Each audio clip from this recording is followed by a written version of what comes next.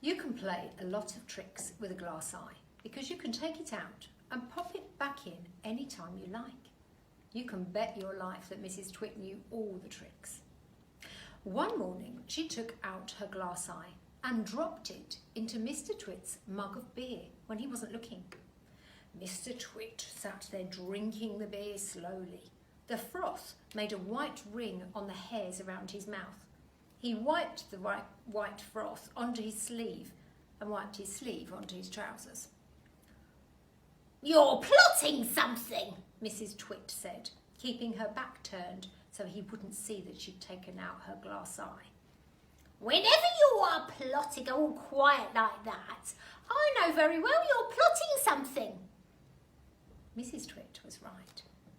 Mr. Twit was plotting away like mad. He was trying to think up a really nasty trick that he could play on his wife that day. "You better be careful," Mrs. Twit said, "because when I see you starting to plot, I watch you like a wombat."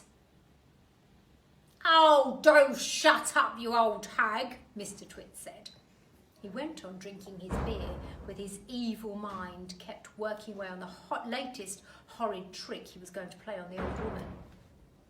Suddenly, as Mr. Twit dropped the last bit of beer down his throat, he caught sight of Mrs. Twit's awful glass eye staring up at him from the bottom of the mug. It made him jump.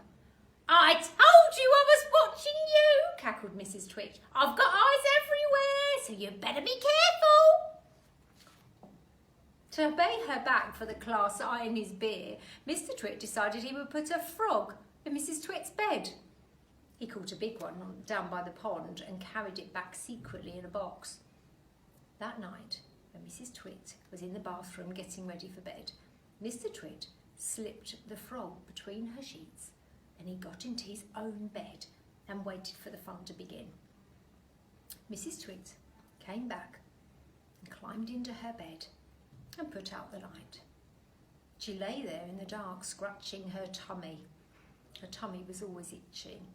Dirty old hags like her always have itchy tummies. Then all at once she felt something cold and slimy crawling over her feet. She screamed.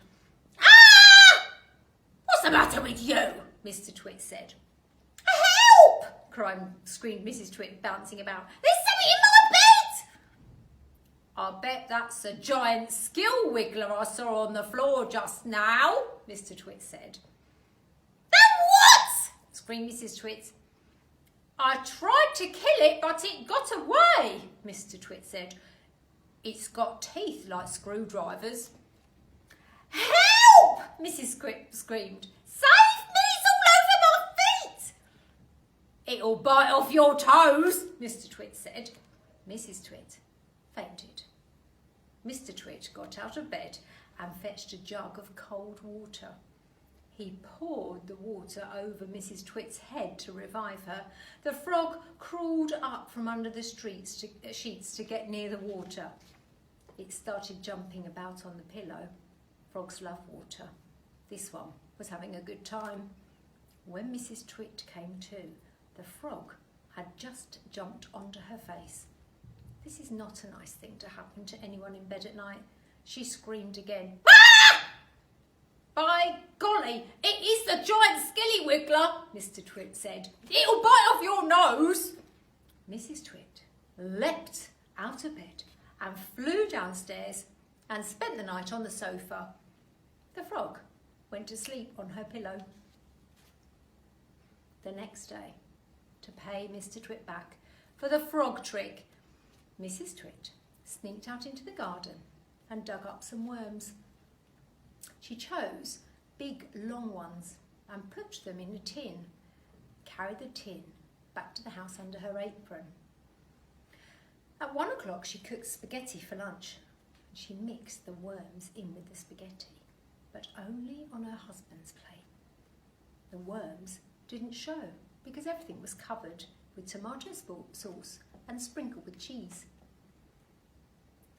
"Hey, my spaghetti's moving!" cried Mr. Twit, pointing around it in his fork.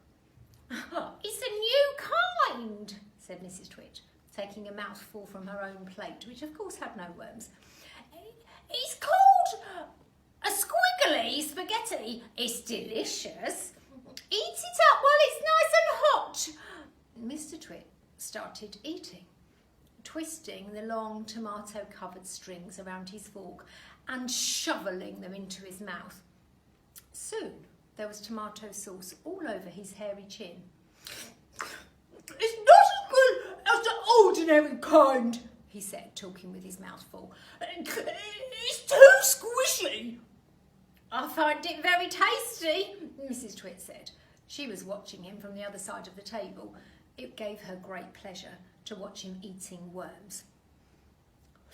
"I find it a bit bitter," Mr. Twit said. "It's got a distinctly bitter flavour. Buy the other kind next time."